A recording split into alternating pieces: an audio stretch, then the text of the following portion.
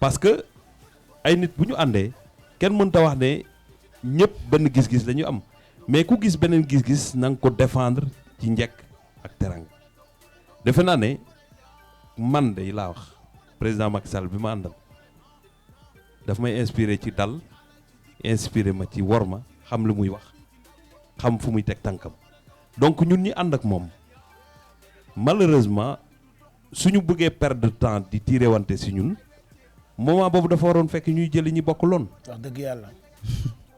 moi c'est ce que je fais su ma gisee ko xam mën naa jàppale président Macky Sall ca moom laa jéem ko convaincre pour mu ñëw jàppale ko mais du ma dal ci koo xamante ne ñoo bokk parti su ma ko defee c'est se tromper d'objectif mais nag amul benn parti boo xamante du am ay contradictions. Sara monsieur le ministre dafa dugal loo xam ne mooy appeler question bii may wax parce que nee na la sortie de Mame Mbaye Niang contre Aliou Sall et justement on voit que coowu pétrole bi mu mel ni Franck Timis ñoom ñaar ñëpp baax laa leen xam 48 heures yi dafa génn dans la presse pour défendre Aliou Sall. xaw ma lu ñu jotee. yow am nga proximité ak président ndax ni ñuy wax moom nga remplacer maire Fatick ba wax nga da nga koy jàppale mais ndax ci jàppale ko bokkul woon ne ko frère am bii ci li muy dugg coow rek lay jur parce que apparemment bañal nañ ko doomu Ablaye Wade pourquoi ñu koy nangul frère u président. Non, la comparaison n'est pas juste. Non, la comparaison ne peut pas être juste. Comment? Man doomu aadama laa joo xamante ne bu weexee dama naan weex na. parce que gëmuma lu dul yàlla. lépp lu nit am yàlla la ko jox. lu la ko nit ñi yéene it du yegg si. mais bu ngeen bëggee comparer Aliou Sall ak Karim Wade c'est pas la même chose. non c'est vrai. c'est pas la même chose. le Karim Wade ñuul bokkul du question ñuul ak kii. non d'accord. parce que Karim Wade c'était le fils du président Wade.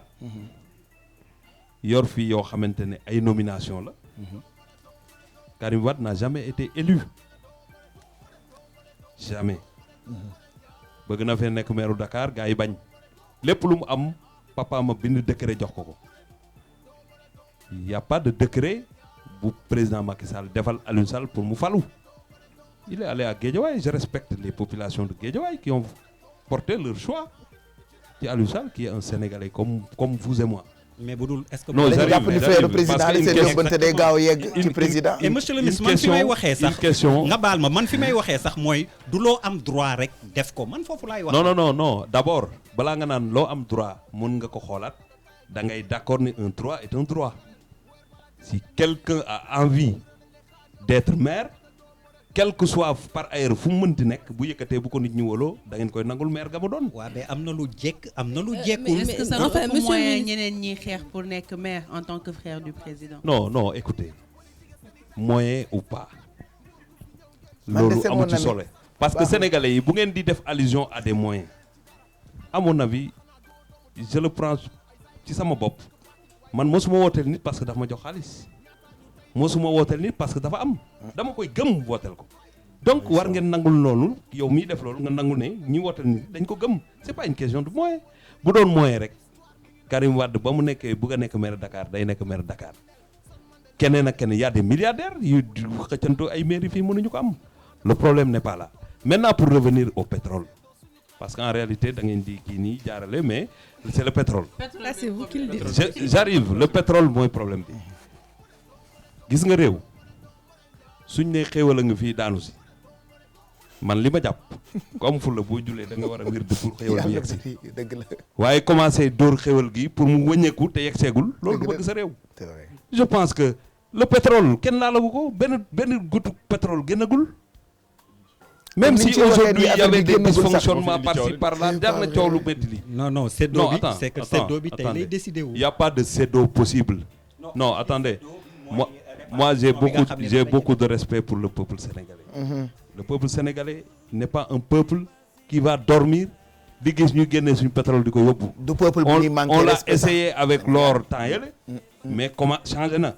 parce que nit ñi lépp luñ bëgg a wax dinañ ko wax.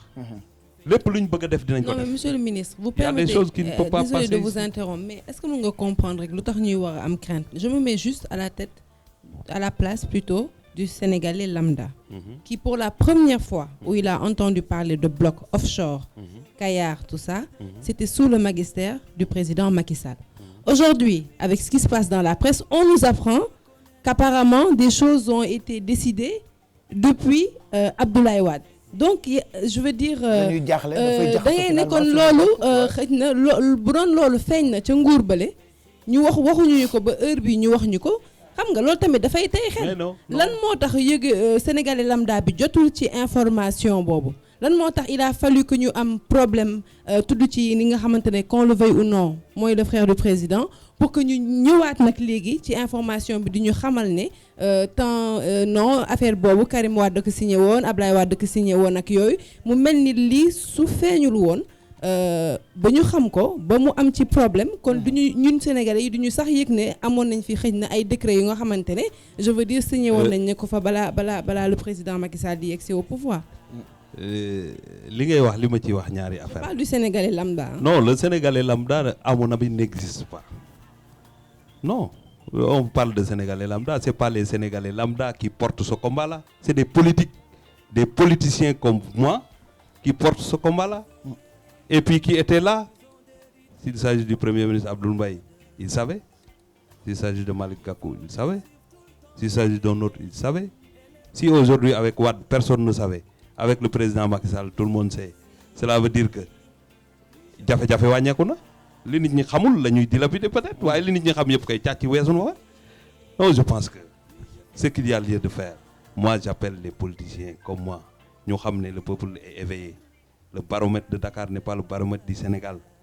Fii am na ñoo xam bu ñu xëyee journal la ñuy jël rek di xool fu coow am ñuy teg seen baaraam di tardé nit ñi. Je pense que ce pétrole là muy yow nga nekk président Macky Sall ak keneen ku fi nekk xam na ne alalu réew mi la te ku fi nekk na nga xam ne da nga war a défendre intérêt réew mi. ndénkaane la man loolu laa jàpp. voilà Aliou Sall nag sénégalais la comme man ak keneen. tey jii bu ma nekkoon ci erreur nit ñi dal sama kaw moom maire la nit ku am droit def ay activités am la parce que on ne peut pas dire que aussi le sénégalais kenn gënu ko yeewu. ba pare am loo xamante ne nanguwuñu ko liñ lay dévolution la ñu bañ wala loo xamante ne dañ lay defal yoo xamante ay privilège la mais tey si Pape Cheikh Diallo voulait être dans le pétrole def li mu war a def ñu signal ko aussi il doit être dans le pétrole. On doit le comprendre. Mais coow li ko andi yëpp lenn la suñu kër yi ak koñ yi ak grand place yee ci yem nit kuñ jàpp ne yor na rek coow li topp na la nit kuñ jàpp ne am na loo denc ñu commencé wax ci yow loo xamante ne nekkul. nit ku yorul dara nag mbokk ñëpp ngay doon waaye waxtu wuñ tegee ci sa bopp bi ndomb tànk boo amoon fukki xarit ñaar ngay dese ñoo ñooy topp sa kaw di dal sa kaw à ce rythme là du ñu dem fenn dama wax leneen li nga xamante ne moom laa bëgg a insister pourquoi on a un problème au Sénégal un président de la République sénégalais yi ñoo ko fal ñi wax déet ak ñi wax waawacéem ki ñu fal c'est le président de tous les Sénégalais. Un président de la République, quelle que soit la démocratie, ñi nga xamante ils font face à lui doivent comprendre que il n'est pas assis sur un banc traversé yi ñuy toog nii loolu ñëpp a ko bokk waaye un président de la République c'est une chaise. Il y a des décisions yoo xamante ne tu peux parler mais mënoo wax ne lii nga war a def da ngay xaar bañ jox la. Et puis nous arrêtons de dire au nom du peuple sénégalais. Si tu n'es pas un député, tu n'es pas un président de la République, tu ne peux pas parler au nom du peuple sénégalais. Parce que si on veut avoir une démocratie forte aussi, il faut qu'on respecte les règles de l'art. On peut s'opposer, mais on doit le faire dignement. On doit le faire positivement. Su amé lu jara wax nga wax ko. Su weesoo nga ànd ak nit ñi bu amé lu baax nga ni baax na. Waaye kenn mënta wax ni nit dina nekk président juróomi at wala ñaari at rek wala weer sax te mosoo def lu baax mais tey est-ce que ñi nekk fële di wax est-ce mos ngeen dégg lu baax lu ñu wax ne lii apprécier nañ ko. Deuxième chose mooy j'appelle ñi nga xamante yor nañu koppar te soxla suñu réew yi nañu ñëw investir Sénégal sénégalais yi liggéey ci mais yor ay milliards te yow gisuñ boutique booy jaay sax fu leen loo investir ci réew mi ba pare bëgg a wax ne réew mi doxul dañu soxla réew mi ça ne marche pas moo tax loolu bëgg naa ci insister te ñu bàyyi coow li ànd liggéey su élection jotee ñu woteel ku ñu neex ku gagné ñu xam ne moom parce que liggéey jot na defe naa léegi dañuy jàll ci tëj bi pour jeexal waaw 1h du matin léegi mu jot waaw. mooy rek bu ma déggee mbirum marché yi mu doon wax sànq bu ñu gisee ne monsieur le président Macky Sall li ko fal marché bokk na ci. ndax ko opposé woon na carrément benn période. ay ñu gis ne c'est récurrent saa bu opposition bi demandé peut-être autorisation pour marche dafa commencé nekk loo xamante ne nii day jafe xëy na moom mooy jur lii nga xam ñu indi yenn discours yi parce que tam Sénégal nekk na exemple de démocratie boo xamante ne du temps du président Abdoulaye Wade marche nekkul woon dafa nekkoon benn droit boo xamante ne dañ ko doon autoriser mais gis nañu ne depuis quelque temps marche yi saa bu ñu ko demandé dafay poser problème ma ne est-ce que tey jii bu fekkente ne moom président Macky Sall li ko fal marche bokk na ci taxaw na opposé wu sénégalais yi ànd ak moom fal ko est-ce que tamit du recul du am tuuti recul boo xam ne am na. mais li fal président Macky Sall nag moom sénégalais yi la du marche.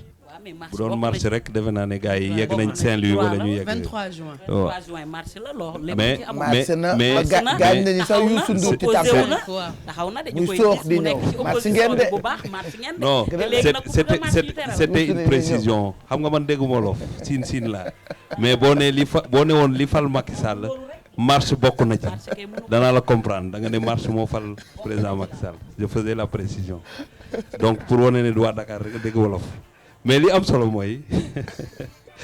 solo mooy marche kenn mënu ko tere ci dëkk marche ñaxtu kenn mënu ko tere parce que ñaxtu des fois du nekkul sax lu bon ñaxtu dana tax alerte la nit war a rectifier mais li ma bëgg a wax mooy état du tere marche gratuitement le président de la République yoonam newul ci marche c'est le préfet qui est l'autorité qui analyse qui voit est-ce que lii war nañ ko def wala waruñu ko def même man laa wax marche ku ko bëgg a def na nga ko def na nga ko war a defee respecter charte parce que kii marche dafa am devoir am ay droit état bi am mission donc kii marche su respecter li mu war a respecter je pense que ki ko war a autoriser daf ko war a encadrer mu def li mu war a def ñibbi këram.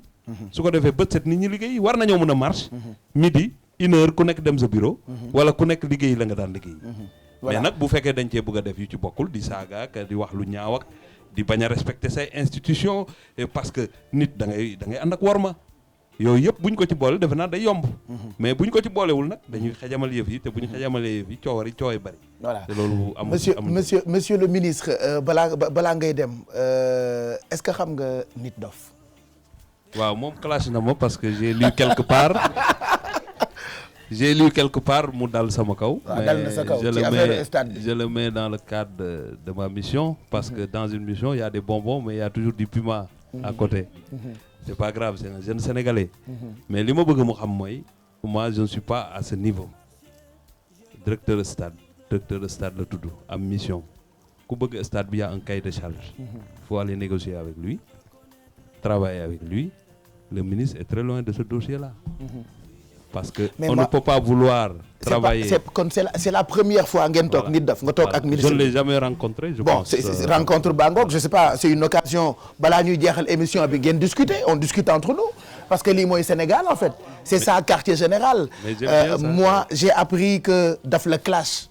dama ko lire quoi. Voilà sénégalais yëpp yëg ko et bizarrement même quand on préparait l'émission on s'est même pas rendu compte de ça ci guddi gi la ñu fàttaliku ni Nit Dof mës nga clash monsieur le ministre d'abord merci d'être là ci jotaay bi on est très content et très fier sànq rek ñu ngi wax ak ministre bi par rapport ak 5 fois de suite nga feesal stade c'est-à-dire tey booy nekk Sénégal yëpp le king des stades lañ la tuddee.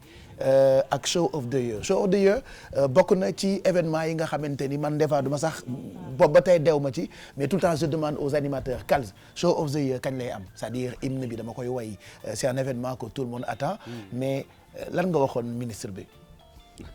waaw asalaamaaleykum. xam nga ni kii suñu xarit la.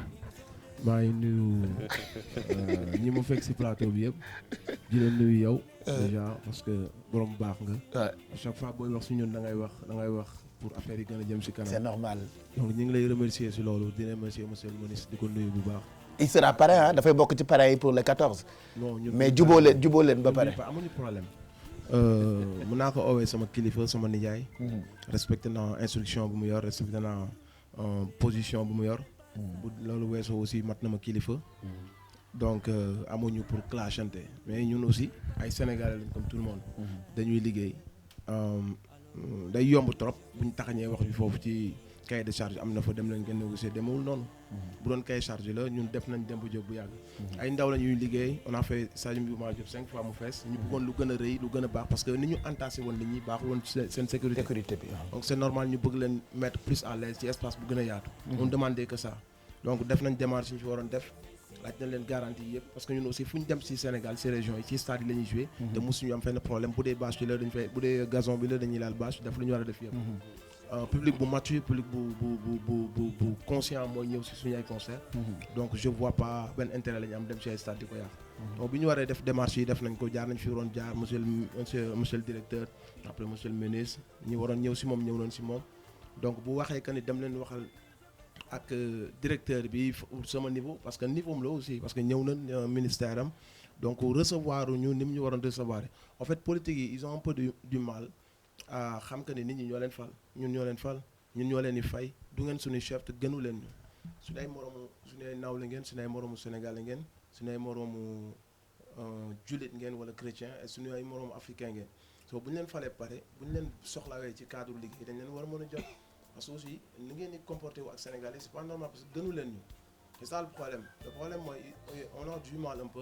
on a du mal un peu avec nos politiques parce que quand il s'agit de faire des discours c'est des beaux discours mais après bu def bi jotee yaa xaw a débat parce que quand on entend les politiques parler on a l'impression que ni on est aux États-Unis que tout va bien tout va pas bien. Mais même aux États-Unis tout ne va pas bien aussi. Non mais je parle de ce pays-là au Sénégal. Il faut vraiment ñuy def politique comme Nelson Mandela ñuy def politique comme Patrice Lumumba comme Kwame Nkrumah comme Thomas Sankara c'est ça les politiciens mais mënuñu nekk ci dëkk boo xam ne politique yi tey ñu vert suba ñu rouge tey ñu ngi dëkk bi kay moo falu ñu bàyyi seen parti fàtte seen ay conviction seen ay vision politique dem farfale après nga bëgg ñu respecter la wala ñu jàppale comme Lumumba Patrice Lumumba bi ñu ko yeewee di ko yóbbu regard boobu mu lancé mu ngi maa ngi dem dañ may torturer dañ may rey mais je suis parti pour vous mais wax ma fii au Sénégal c'est qui le Patrice Lumumba tey bu doon xool koo xam ne référence nga koy jàppe xool ko ba ci kaw ba ci suuf bu génnee waa dëkk bi yëpp kontaan kan la politique yi gis ñuy xeex à gauche à droite xëccoo li xëccoo la di def ay affaires yoo xamante si nii c'est pas du tout responsable ba pare ñu bëgg nit ñi jàppe leen ay héros respecté leen bu ñu soxlaa dañuy ñëw suñu quartier yi nuyu ñu ci la ñuy ñëw suñu dëj yi ci la ñuy ñëw suñu xalif général yi defal leen ay accolades c'est juste bu ñu soxlaa bu loolu passé lendemain élection doo leen dégg soo leen oowee dañ lay raccrocher duñ la jël dañ lay doyadal dañuy foog ni ñoo gën yeneen Sénégalais yi il faut que politique yi xam ni gënu leen ñu ngeen baal man ci waxin bi gënu leen ñu nekk Sénégalais. mais est-ce que politique yëpp noonu la ñu mel ay góor ñun ñoo leen fal am na nit yu dee pour ngeen falu Mamadou Diop dee na pour ngeen falu so askan bi da ngeen ko war a bàyyi xel bu baax a baax askan yi bu leen soxlaa mu mën a am si yéen accès askan yu bu leen yi wax ak yéen ngeen bañ ko mépriser ñun ay ndaw lañ dañuy liggéey ñëwuñu di ñaan kenn wayuñu maamu kenn ñun tagguñu kenn parrainé wuñu kenn ñu ngi def ay stade muy fees dell amuñu ay benn sponsor wala daal ñun ñoo koy def ak suñuy moyens du bord donc ñun on est fiers de ce qu'on fait on voulait juste mieux faire am espace bu gën a màgg attirer plus de monde ñu xañ ñu ko ñu leen di ordre ñu jël bu ñu demee seen ay bureau yi ñu doyadal ñu ñuy liggéeyal bu ñu ñëwee seen bureau yi doo leen gis boo leen oowee duñ la jël dañ lay boole ay nit yoo xam day mel ne ab xale bu ndaw moo leen oo nous on a investi des millions et des millions on fait travailler beaucoup de Sénégalais on paye des taxes on paye des impôts mais le problème avec les politiques mooy considérer wuñ les Sénégalais considérer wuñ ñi leen yóbbu ci poste yi nekk ils sont là à faire des petites guéguerres xam nga loo xamante si ni suñu estime day wàññeeku si ñoom nous on veut des hommes politiques comme Patrice Lumumba comme Thomas Sankara comme Amilcar Cabral on veut des panafricanistes yoo xam ni seen rêve mooy jëmale Afrique kanam pas ay nit yoo xam ni ñu ngi si mbedd mi di xëccoo ay pétrole ku fal sa rakk jox ko lépp wala sa doom. ñu jël si expérience bu ñu am ci président. voilà léegi je pense que mën nañu déglu am ko léegi nga dégg Karim Macky Sall ak Aliou Sall. à chaque fois ay petite guéguerre lay doon. en France soit tu es socialiste wala soit tu es de droite wala soit extrême droite. leur politique n'est pas plus clean aussi que suñu politique. C'est pourri quoi. Je ne prends pas exemple si ñoom. non sànq wax nga États-Unis waxaat France man bëgguma kuy méngale dëkk yooyu ak fii nii voilà ils sont pas plus clean que nous. am ëppale wuñ ñu ay hommes politiques yu baax. ça aussi man tam xam naa leen bu baax aussi man tamit.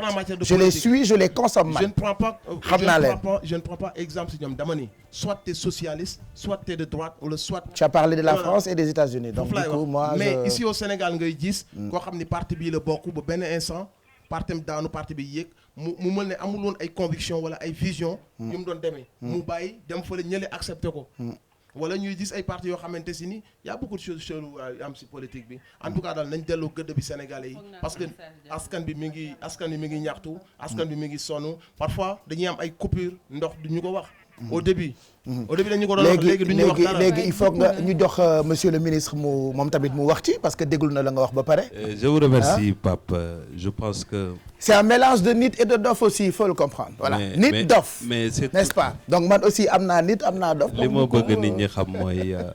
mais on l'aime beaucoup. je ne ferai pas cette analyse. parce que même ñi rap. du ma leen boole ci benn saaku. ñi musique aussi du ma leen boole ñoom ñëpp ci benn saaku parce que ku nekk ak ni la yàlla bindee y a des politiciens honnêtes y a des Patrice Lumumba partout dans ce pays y a des gens qui sont convaincus ñu am fulla am fayda te respecter beneen doomu adama bi nekk ci wetam je pense que avoir un problème quelque part une difficulté warta pousse nga peindre ñëpp en noir ñun ñëpp ay sénégalais lañ looy def mu baax suñu fierté lay nekk moi je ne suis pas de ces autorités qui refusent de recevoir ay nit sama ministère ñëpp xam nañ ne ña fay dugg amul audience soo ma fa fekkee dinaa la jël te lu ma la wax dëgg la ci man j'ai dit aujourd'hui on est dans une autre phase bi ñu nekk mooy nit boo ko joxee mission da nga koy bàyyi mu accomplir sa mission c'est pas à un ministre de prêter des stades ou bien de louer des stades il y a un directeur de stade qui gère la chose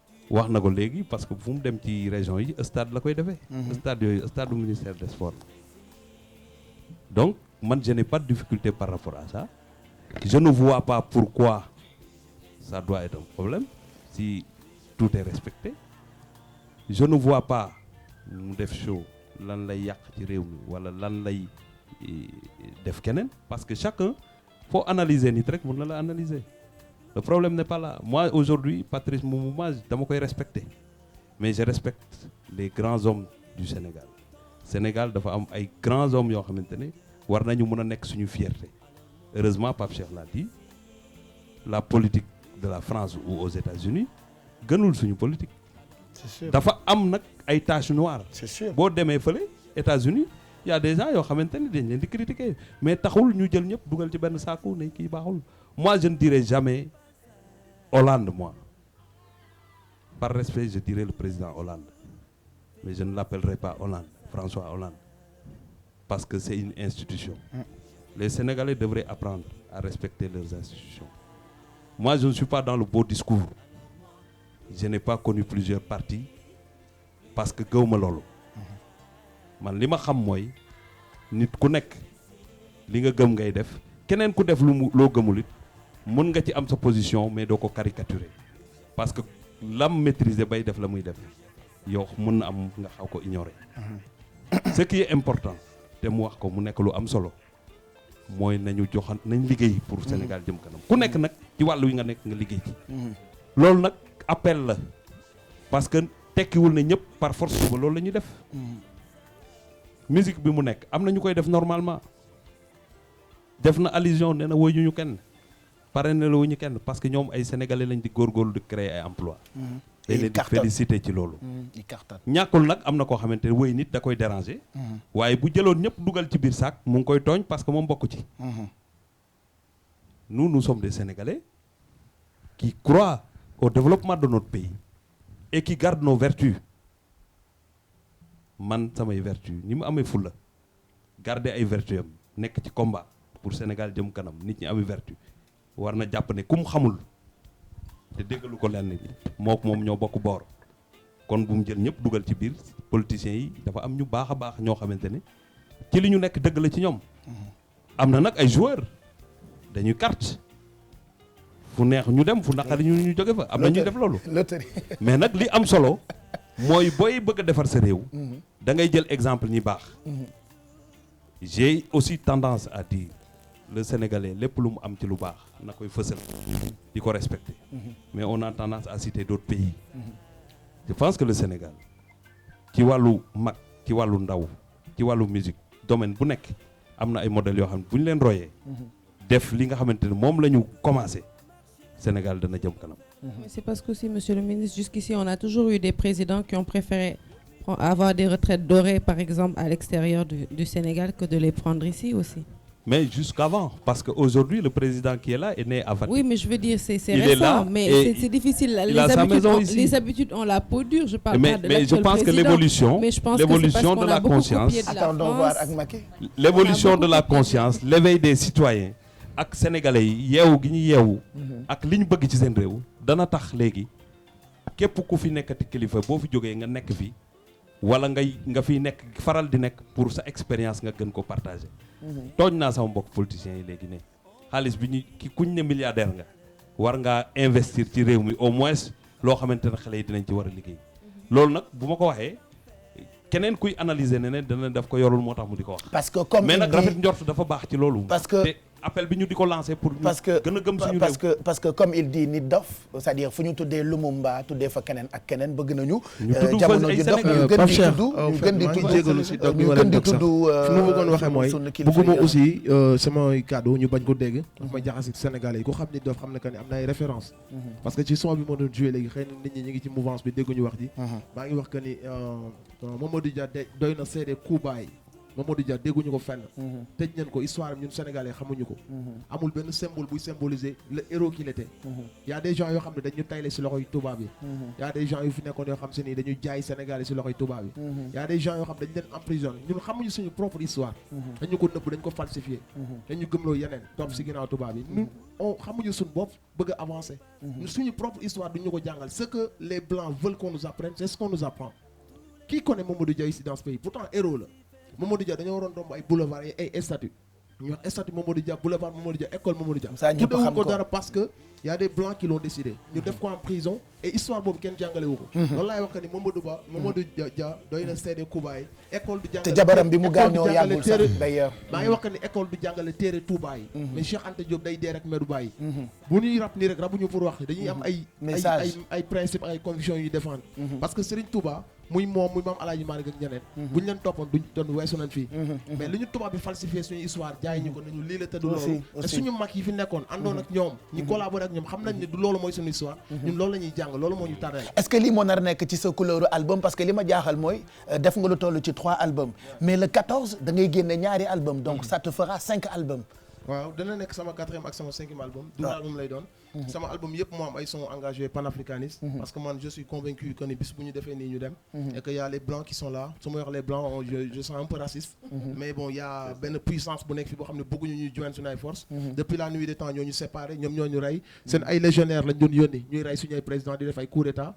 ku bëgg indépendance pour jëmale Africa kanam ñu waddal la. soppi ay nit yu ñuul ñu mel ni ñoom. loolu voilà mu ko bëri na fi ay nit ñu ñuul ñu nekkoon fii jiite ñu te ay tubaab lañu. dëgg la intérêt tubaab yi lañ fi nekkoon pare woon nañ pour jaay ñu à 100% pour tubaab yi jëm ci kanam te loolu moo ñu tardé pendant 50 ans on parle d'indépendance mais depuis quand on est indépendant kañ lañ mën a taxaw fëgg stable ne on est indépendant est-ce qu'on est indépendant de rouler ni ñu bëgg a rouler ñun Sénégalais yi est-ce qu'on est indépendant de def politique ni ñu ko sentir ñun Sénégalais on sait que c'est faux donc quand on fait l'indépendance c'est juste affaire de marionnette la affaire de faire semblant mais on sait très bien qu'on n'est pas libre donc maa ngi jégalu ci kàddu yi nag man moom député askan bi la man jàppe naa ni amul mission bu gën a noble mission boobu man su ma wax Sénégalais laay waxal le bas peuple ak ñi bëgg la justice et la liberté di jégalu nag monsieur le ministre ci kàddu yi ci waxin bi sama nijaay nga sama kilifa nga mais nag en tout cas ñun moom Sénégalais rek ñoo ñu ñor ak lu jëmale monsieur le ministre nag booy xam ñu lu mais Pape Cheikh attends cette émission là est regardée par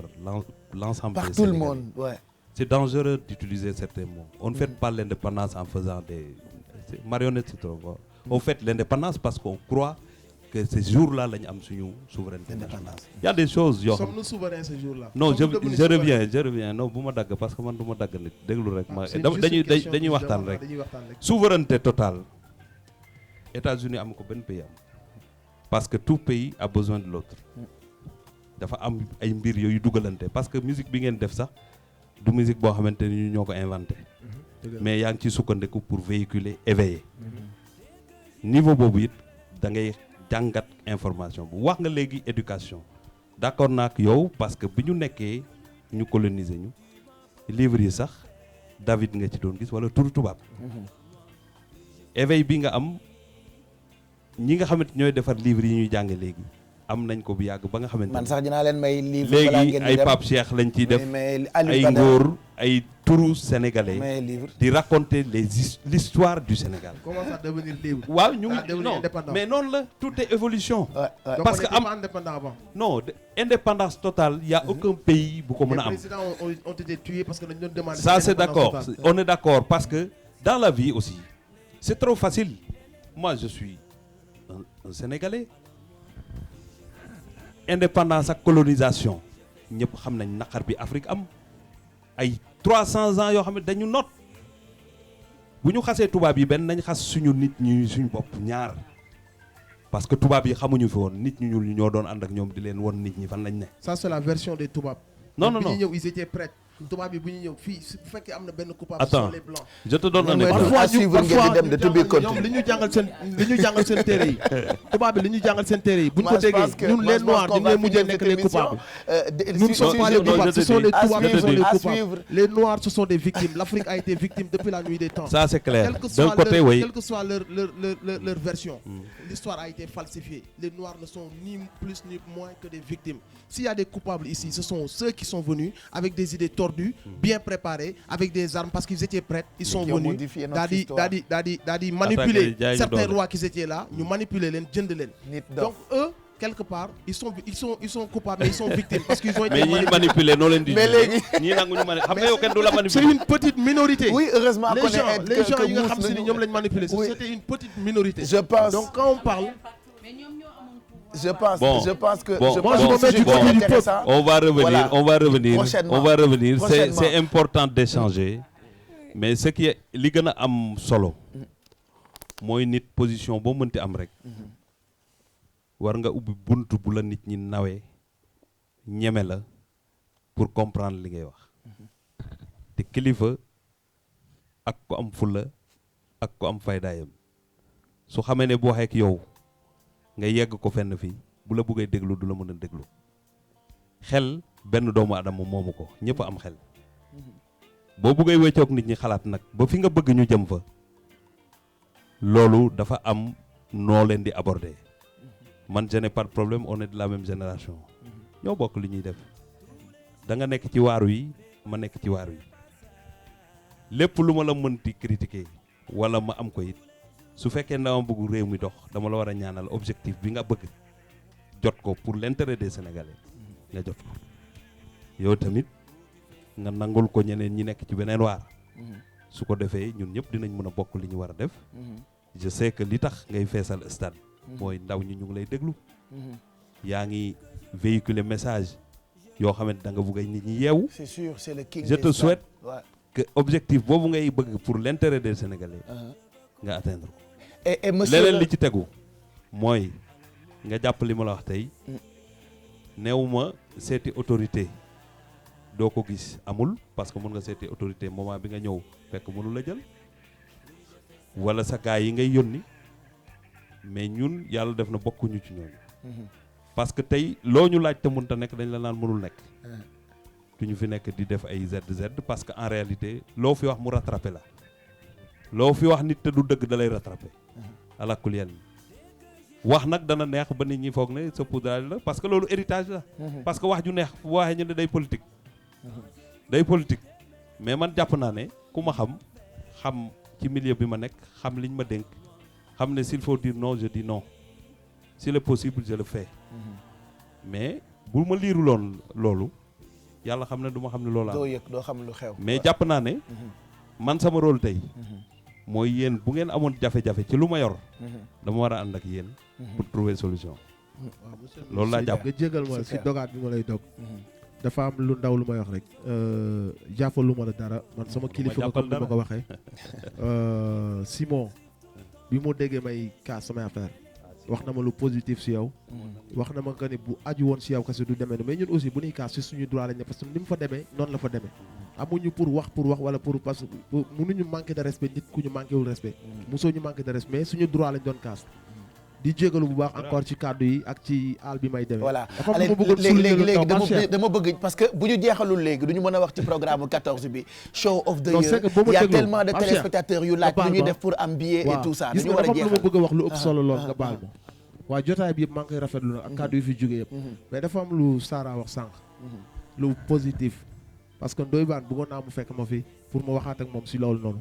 si loolu nga woo Sénégalais yi si loolu la ñu war a dem yàlla mënoo ko gëm ba noppi wóolu woo ko parce que aussi bu nekku takkuwul yaa ngi ci erreur ku naanul yaa ngi ci erreur da ngay pousse nit ñi parce que déjà nit ñi charlatan yi rey nañ leen ba pare su fekkee yaa des responsables yoo xam ne à la télé dañuy gën a pousser sama genre victime yi nga xam dañu vulnérable ñu gën a dem ci yooyu noonu yàlla kase moo am doole yàlla mooy aar nit du ay téere du ay càngaay du dem ci ay charlatan yàlla mooy aar moo lay may moo lay xañ bi mu lay bind nga nekk spermatozoïde si la décider si yow sa wërsëg nit mënu si dara so wóolu nañu wóolu yàlla nañu jéem a gëm suñu bopp wóolu yàlla nekkul ne ay charlatan ñooy defar suñu àdduna nekkul ne ñoo ñuy protéger nekkul ne aussi natt bu ñëw nga ni gars yi ma ko teg dañ maa liggéey sama liggéey avancé nga ne nit ñi ñoo ma ko teg côté boobu laa bëggoon waxee sama message très fort boo véhiculé et j'espère que Sénégal yi dégg nañ ko bu baax. Voilà alors on va finir ak Nit Dof donc rendez-vous le 14 show of the year le king des stades sànq ba tey maa ngi koy wax alors bëri na ay téléspectateurs ñu ngi laaj sànq ba tey Marianne ci internet bi nan la ñu mën a def pour am billet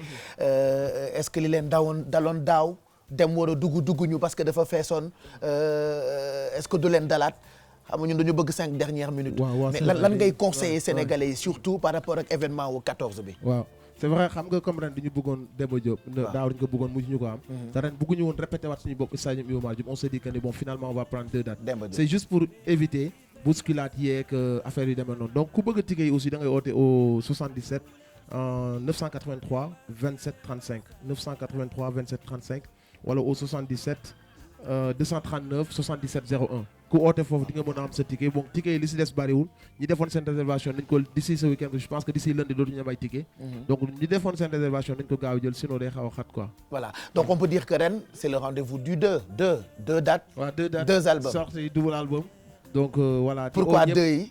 2 mën nañu wax que ni coïncidence la rek parce que j'étais parti pour faire un seul album. ci yoon bi aussi ma am vraiment envie de sortir d'autres trucs ma sentir que ni vraiment am na envie def ko j'ai décidé mais 2 dates 2 concerts yi. mooy lu ma la wax rek on voulait pas nous répéter defaat la même chose à Iba Mar. et y a un public demandeur boo xam ne stade bi du leen arrangé. ñoom cadre bu gën a prestige gën a luxe lañ bëgg on s'est dit que ni ñu boole ñaar yëpp quoi. ba nga dem Demba Diop. loolu c'est autre chose quoi bu ñu delluwaat ci loolu en tout cas maa ngi tuub di jégalu ci kàddu yi parce que ñun aussi bu ñuy wax parfois dañuy waxee àll mais waxewuñ ñàkk teggin non mais nit nga dof nga ñaar nga boole nit dof waaw moo tax quoi parfois xam nga rek ñu ngi jégalu daal bu baax a baax di suñu public li ma gën a fier mooy mais 2017 dogguma la 2017 Demba Diop la ñu bëgg a dem show of the year. waaw yàlla baax na yàlla baax na 2017 fa la ñu bëgg a dem incha allah. public bi laay gën a ñaax rek ni daan ñëwee en paix. parce que ce sont des milliers de jeunes yu ñëw. musul am benn problème. te là benn public bu mature bu conscient rek moo ko mën. donc loolu ñu daan ñëwee ci loolu laa leen di gën a ñaax venez en paix venez en toute maturité. ngeen ñëw en toute responsabilité. qu'on passe une très belle soirée comme ni ñuy ñëwee depuis 5 années. musul am problème sincèrement sama fierté mooy show of the year. mosuñu ci xëy ñu dégg ci problème. malgré que xam nga gars yi étiqueté nañu lu bari. mais yàlla daal mu ngi suturaal quoi. donc ñu ngi woo gars yi ñu ñëw ci jàmm jooju surtout. Qu'est-ce que ça te fait boo gisee ni Sénégalais yi ni lay consommer ak ni ñuy ñëwee say spectacle. ça fait plaisir parce que c'est des sacrifices yu ñu def yu bari am lu bari luñ bàyyi pour jàpp ci lii début bi am na ñu ci mere am na ñu ci doyadal donc ñu koy jàkkante di ko ñàkkante ba tey bu mënee agsi fii nga ci sant yàlla parce que lépp moom la mais aussi fierté lay doon ci nit ñi ñuy jàppale sama waa label waa Guns Out sama gars yi sama amis d'enfance kenn bàyyiwuma ak le monde du rap galsen sama fans yi mun ma leen fay quoi ak tous les amateurs du rap galsen donc Super. après bi accès ni ginnaaw yàlla ñoom la quoi fierté rek la quoi. voilà je pense que dañuy jeexal émission bi monsieur le ministre en même temps ngay joxe kàddu yu mujj yi dama lay may benn livre bu Alioune Badara Bèye sur les traces d'Alioune Badara Bèye confidence et témoignage noonu la ko tuddee parce que dañ doon waxtaan ci affaire héros nit dof tudd na ba tudd président Dia donc defe naa ñun bëri nañu ay héros te livre bi am na solo donc Alioune Badara Bèye je te l'offre aussi. Merci. Voilà donc c'est un livre qui est actuellement disponible partout, vous pouvez l'avoir comme quoi suñu ay héros bu ñu leen dee jàngal xale yi dina gën a baax ci avenir u ëllëg ndax ci la ñu mën a sukkandiku pour xool yoon bi ñuy jaar merci beaucoup monsieur Matar Ba gàcce ngaalaama ci liggéey bi nga nekkee ñun gis nañu dégg nañu it te xam nañu ñu ngi gërëm tamit ñi nga àndal ñëpp ci sa desk sport parce que gis nañu semaine bi yëpp jàpp nañ ci liggéey bi bu baax a baax Mamadou Ndiaye surtout Doudou moom tamit ñu ngi koy gërëm yan kàddu ngay tëjee waxtaan bi ñu seq tey ci quartier général. waaw di leen sant di nuyu d'ailleurs foofu laa njëkkoon waroon commencer mais bon ce n'est pas tard di gërëm bu baax Youssou Ndour ministre conseiller ci liggéey bi muy def ci réew mi pour jàppale askan wi di gërëm bu baax ak yéen ñi fi liggéey yëpp di wax rek ne le Sénégal suñ ko bëggee defar c'est bien de citer mais il faut vivre les choses positivement il faut que ku nekk jàpp ne da nga am rôle ci liy tabax réew mi man jàpp naa ne on a tous les modèles ci wàll wu ne ici au dafa bëri modèle il faut ñu ànd ci liggéey ku nekk am na sa modèle mais tant que nekkuñu ñu yaatu dënn yéene wante jàmm yàlla dinañu may tuuti rek mais lim ñu war a jox yëpp du ñu ko jox seetlu ngeen ne bu ñu xëyee ba ngoon jot li ñuy dégg da ngay foog ne Sénégal sax day tàkk. dëgg la balaa nga koo xam nga nekk ça devait être le contraire ça devait être le contraire parce que ndaw ñi lim bi bari na jafe-jafe yi bari na ci Afrique ci réew yu ñàkk doole yi temps bi ñuy jël di xeex ci suñu biir di waxante yenn yi dañ ko war a utiliser pour defar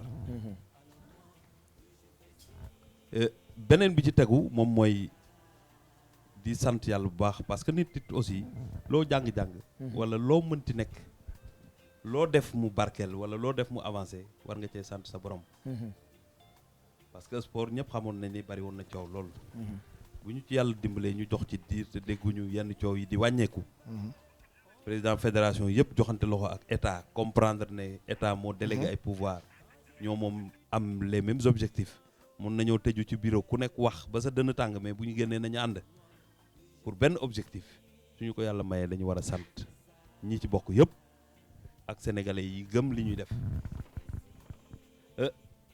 Sénégal nag maa ngi ñaan peut-être fii ñu jëm yàlla dina def ba nga xamante ne ñu mel ni notre cher ami parce que du ma wax nit dof parce que nit du nit ba pare dof Mortala mooy turam dëgg Mortala li ñu war a am ci infrastructure yëpp danañ ko am ba poser problème yi ñuy poser dootu am parce que Pape Cheikh dama lay wax lenn je suis le seul ministre des sports bu président Macky Sall bëgg a dem stade Léopold Senghor ma ne ko doo fa dem référendum bi tout le monde savait que le dernier rassemblement devrait se tenir à Léopold Senghor j'ai dit ba ko directeur ba yéegee yëf yi ëpp ko doole mu wooma dama opposé wu xam nga lu tax ma def ko suñu fa demoon gazon naturel benn terrain nit ñi dugg ci biir mu infecté wu xam nga gazon naturel kenn du ci lal bâche dëgg la ñax ma dee Sénégal war a football Maroc la jëm wala feneen lijjanti c'est une question de souveraineté. Tout à fait.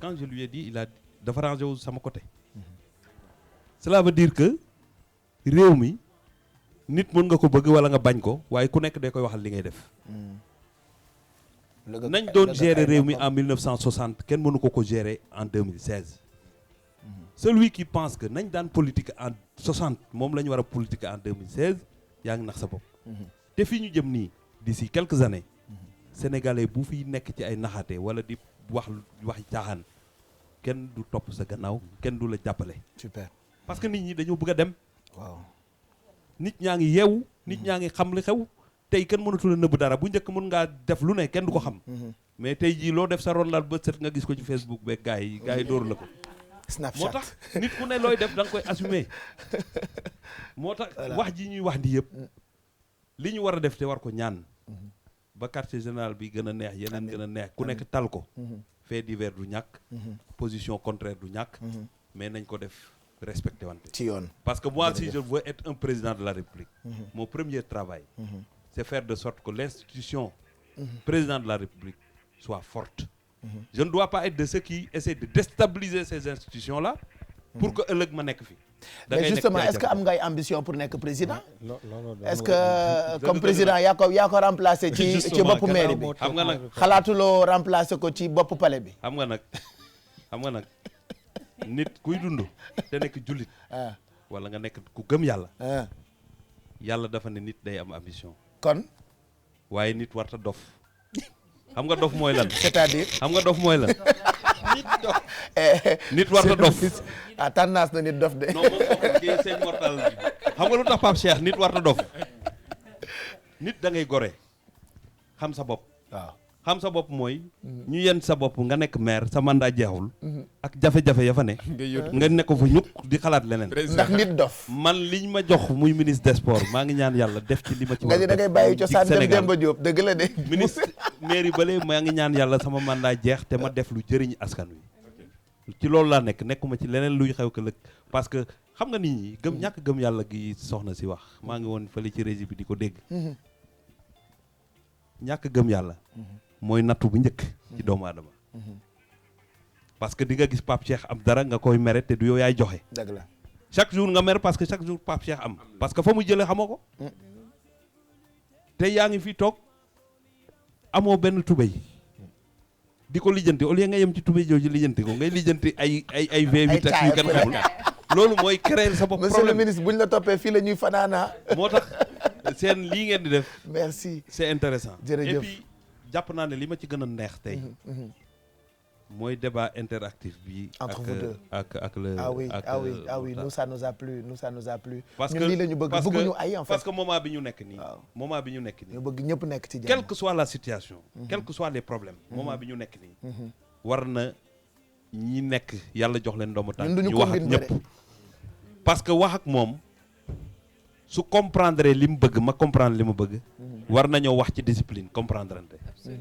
moom mu am li mu bëgg ma am li ma bëgg voilà te loolu moom laay saluer di sant bu baax liggéey bi ngeen def merci ci sa oyof surtout monsieur le ministre di leen gërëm xiif naa sonn naa waaw quand même mais ñun sax dañoo gëmentu Pape Cheikh, je pense mais jar na ko Dakar ne dort pas. on ne pouvait pas avoir une plus belle fin quand même, je pense. C'était vraiment émouvant parce qu'il est venu en parlant de clash. L'autre aussi était bien préparé, mais oui. À la fin, c'est toujours ça le Sénégal. Et c'est toujours... et puis dafa am bis nga wax lu am solo bëgguloo kuy xas nation. loolu dama ko jël jàpp ko def ko téere man bëgguma kuy xas Sénégal rek laa bëgg yenn saa yi ñu xasee la loo xamante ne sax daf lay wóor ni gis nga ko Sénégal mais bëgg sa dëkk mooy tax nga xuloo ko da nga koy weddi ba tëdd ci suuf dinaa ko nangul ku juddoo ku nekk tubaab mais duma ko nangul mukk ku fi bàyyi ay mbokkam dem feneen mu neex ci yow nga naan Sénégal lii Sénégal la duma ko nangul sénégalais en fait. voilà Pape depuis début l'émission waxuma. dëgg la kay donc bi war naa wax. parce que bokk la woon ci programme bi tey. wax dëgg yàlla. def nga sa depuis début l'émission mënuma fexe ba ngeen. parce que bokkoo ci woon ngeen ma may une seconde ma wax. s'il vous plaît. waaw il faut demander la permission. ma ñëw voilà demal. donc kontaan ci jataay bi di kontaan bu baax a baax ci monsieur le ministre. di bég ci moom mais di bég ci Nit Dof. moom suñu fierté la. ah oui. te fa mu juddoo fàttewu ko. loolu damaa bëgg Sénégal gépp àdduna sépp xam ko. kuy def lu baax la fu mu dëkk ku ko fa fekk naw ko. donc li muy def it gëm na ko te it wax dëgg yàlla. eggale na ko foo xam ne si ci àdduna bi ñëpp war nañ ko wax. kon encore une fois di ko remercier waat. ñaanaat lancé bu mu ne maanaam yoon wi mu ne. voilà suñu borom defal ko mu tëgg pextal tëgg yang taal bax la yaxi ñay cooroon mbataxun alwatam ne leen kañ kërara bopp kër ñen leen jël si njang ba bu pal ma fal pour pal takk leen sax daal di traverse ñu den way dugg Danemark ñu den way départ Danemark ni meng Union soviétique génn Union soviétique ñu kii daal dof mu dugg yëmbal du génn yëmbal dem route de Boune ñu ne déet na waay mu traversé Pape damaa tàng de damay dem de mu traversé ñu naan ko Nit Dof déet mu naan déedéet damay tëgg léegi àggalee ko après Dakar ne dort pas ñun ñu tàggoote dem. yaa ngi kon à la prochaine fois Mamadou Ndiaye à la prochaine fois. À la prochaine Mamadou fois. Ndiaye merci on te retrouve yow lundi matin bu soobee yàlla. On avait préparé un sujet intéressant ci li am actuellement Haïti mais malheureusement temps bi duñu ko permettre. Lundi matin on passera ça pour nag bëgg nañu ni ñu doon defal leneen dëkk ñu defal ko Haïti. Pride for Haïti je suis Haïti voilà il faut qu'on pense à eux. Inch'Allah di remercier bu baax tamit monsieur le ministre ci invitation bi accepté ñëw surtout man sonal naa la trop ak samay message ak oui à chaque fois saa ñu ko méttee envoyé message mu répondre ci saa si oui oyof vraiment ci woyof bi di la ci remercier bu baax di wax ni tamit ñi nga ñoo bokk objectif ñun journaliste sportif yi ak yéen waa ministère des sports ñun li ñuy liggéey yëpp quel soit parfois critiques yi li ñu bëgg a liggéey yëpp pour rek Sénégal am dara surtout sport Sénégal gagner dara enfin surtout pour jeunesse bi ndax gis nga jeunes sénégalais yëpp dañuy suivre sport gis nga tey stade nu mu feesee 20h le match bi fees del sa yaram day daw booy ñuy def hymne national vraiment li ñu bëgg mooy àndandoo ñun ñëpp que ça soit mu nekk ci football bi nga xam ne bëgg nañ muy basket wala leneen Sénégal am ci ay kii ñi leen remercier bu baax di ñaan yàlla nga am succès bu baax ci kii Pape Cheikh tey damay remercier waa Tipeee Style Tipeee Style voilà Tipeee Style Tipeee Style tous les trois sont habillés par Tipeee Style voilà numéro téléphone Aminata ak Bijou Si voilà numéro téléphone ils sont habillés par Tipeee Style voilà 758 il a beaucoup de 82 talent 60 il a beaucoup de talent Yacoub Diallo Diallo vraiment ñu normal koy remercier merci beaucoup et voilà Diallo ko talent voilà merci Kep si ñu ngi lay gërëm bu baax di la gërëm ci kontaan bu baax ci jotaay bi lii mooy quartier général donc 77 la ki ma solal tey baas bi mu di El Hadj Perle 300 modèle quartier général voilà modèle quartier général lañ koy tuddee muy El Hadj Perle sama rakk jooju 77 373 91 ki ma defal coiffure bi mooy Neyman coiffure Nene Diallo 77 533 14 45 on m'a demandé Sarah kan moo koy habillé pourquoi ñoom journalistes yi duñu wax ni diw moo leen habillé en fin de journal rek nga ni maa ngi gërëm ki ma habillé fin de journal, ce serait quand même grave. Mais bon, c'est vrai qu'on m'a habillée ce soir et ce sont deux tantes qui m'ont habillée. Donc j'en profite, c'est couleur café. C'est sur Nord-Foire et le numéro c'est 77 641 31 93. 77 641 31 93 et je leur fais un gros coucou. Voilà. Super. merci Sarah Cissé Aminata Sarr ñu ngi lay gërëm bu baax rendez-vous ak yow dans 3 semaines nga ñëwaat encore ak policiers yi sama ñoom papa il faut parler d'eux aussi. Non, semaine prochaine ce sera avec les sapeurs-pompiers. D'accord, ok, encore sapeurs. Oui, on va aller voir leur démonstration dans leur camp d'entraînement. Merci à tous et je tiens à dire que j'ai beaucoup apprécié la manière de communiquer de monsieur le ministre. Ah oui, vraiment. tout le monde apprécie. C'est pas toujours qu'on voit ça ci politiciens yi. J'ai reçu un message benn blogueuse boo xamante ni elle critique tout ce qui passe à la télé. Pour la première fois elle me fait je suis hyper content ministre des sports bi kontaan naa ci moom li ci topp nag sañu ma ko wax voilà Oumi Sambou on vous embrasse merci. Ouais, merci Pape Cheikh et à la prochaine. Et puis bientôt yaa ngi jox téléspectateurs yi rendez-vous ci émission bu bees j'en parle ou j'arrête. Oui, vas-y. Xero la tudd émission de société buy faj ay soxla. On en parlera certainement jeudi matin dans Yeewu Leen dañu ko gën a détaillé wane waale bande annonce bi mais une belle production qui se prépare. Exactement. Et ce sera pour prochainement ci télévision Futurs Ce sera Médias. la réalité à la TFM. Super. Merci Bijou si rendez-vous ak yow inch'Allah lundi matin bu soobee yàlla. Lundi matin dans Yeewu Leen Pape Cheikh donc comme Aminata rek j'ai bien apprécié l'émission parfois da ngay def émission mu neex ci yow boo doo bëgg mu jeex. moo tax ñu dem ba 1h30 tey. Et puis continuer rek Ndiaye lim doon wax ndaxte Tipeee Style moo ñu habillé tey mais joxewul numéro bi c'est le 77 758 82 60 et merci beaucoup à Bien-être Baye Zahra pour la coiffure donc le numéro c'est le 77 326 35 30 et à lundi dans Yeewu Leen. Et puis j'aimerais remercier toute la famille Ba parce que monsieur le ministre est venu avec ça c'est une petite ou grande famille waaw. D'accord. Ah ce serait bien ñu ñëw fii ñu photo pour jeexal oui ils peuvent venir sur le plateau comme ça ñu jeexal. Ablaye Der merci rendez-vous. plus tard yow xaw ma kañ la ñuy joxante rendez-vous ça dépend rek ay dox daje la. mais yow tamit kontaan nañu ci sa disponibilité. ak ni ngay jàppee ci liggéey bi Pape comme ñëpp dañuy wax ak remercier instant man foog ma remercier madame Der kon. Ah oui comme moo fi jaar man Tipeee la xaw ma. budul woon ak moom du baax ci yow de. mais sauf préciser aussi bu ma ñëwee cravate bi bu dañee ñu xam ni bu ma ñëwee ñoom Bijou ak Sarr la Aminata sax ñoo ma ko. voilà ñoo ma ko dindiloo donc noonu la fa demee. voilà allez merci beaucoup. photo de famille pour tout le monde avec les collaborateurs de monsieur le ministre. Merci à Nit Doff, rendez-vous ak moom le 14 pour Show of the Year. Moi je remercie Modou Faye, Mouslu Couture, tout ce que je porte c'est lui. 77 531 0101. Donc tout le monde sur le plateau, monsieur le ministre merci. Quartier général encore ñu ngi gërëm sénégalais yi émission bi chaque jour ma wax leen ko elle a été plébiscitée par sénégalais yi comme meilleure émission bu am ci wàllu divertissement ak information. C'est ce que nous vous proposons chaque samedi bu neexee ñu xaabaabal bu neexul ñu teel a arrêté tey gis ngeen ni neex na donc continuer nañu presque ba 2 heures du matin. Dans quelques minutes suñu ay programme du jeex parce que dañuy continuer ak Dakar ne dort pas DJ Boubs & Co. Alors photo de famille bi il faut que ñu boole ci producteur exécutif bu quartier général Bouba va nous rejoindre. Alors photo bi di ngeen ko am ci suñu page officielle ci Facebook bi. Gërëm bu baax ñi ñu àndaloon tàngal mant ñoom jàpp nañu ci quartier général. Gërëm tamit Orange booy def dara ba nekk leader da ngay ànd ak leader. Gërëm tamit Boisson Punch ñoom ñoo ñuy gunge chaque samedi ci quartier général. Je rappelle que bu ñu seetaanee Kouthia ba pare dinañ leen tegal publicité partenaire yëpp parce que ñoom tamit gàcce ngalaama ñoom bu duloon ak ñoom mu xaw a metti. On vous permet ngeen xool Kouthia ak Marième Faye ci course bi jëm Maison Blanche. Man ak sama gars yi on vous donne rendez-vous samedi prochain à partir de 21h pour quartier général. Bi je suis franchement à la télé c'est que voilà à samedi prochain.